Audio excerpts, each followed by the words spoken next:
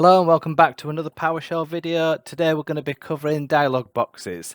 Dialog boxes, well, you've all come across them because you all use them every day. So it's just when you do file open, or click on an icon there, you can select a file. So it just makes it easier to load a file up. So how do we do that in PowerShell?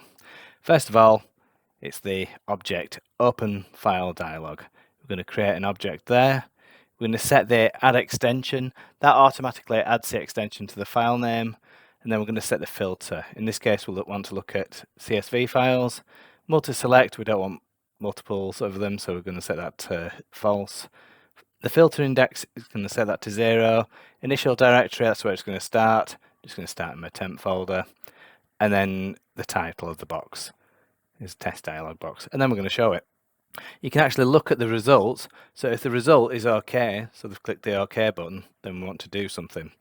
Otherwise, we don't want to continue. So we'll just not do anything really. So what we're doing here, we're going to read in some email accounts. So let's have a look and see what this is going to do. I'm just going to add a breakpoint on here. So once we've got the results, we can actually see what we've got going on.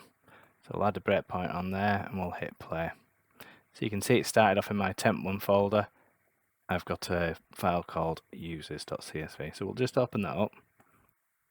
The result was okay, as you can see there. So it's dropped into here.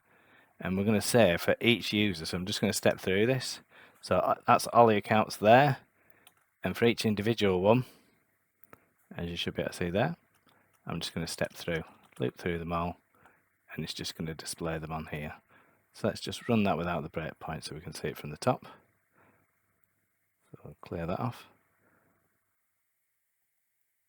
And there we go. We can see them all individual there. So that's just reading the file in. So therefore you can do whatever you want with files. So we're going to actually put that into practice because before we've done DB grids. Just press play on that. It comes up like that. What we're going to do now is do something a little bit more fancier. So we're going to look into all this code next time, and of course we need to load the file. Okay, so I'll see you next time.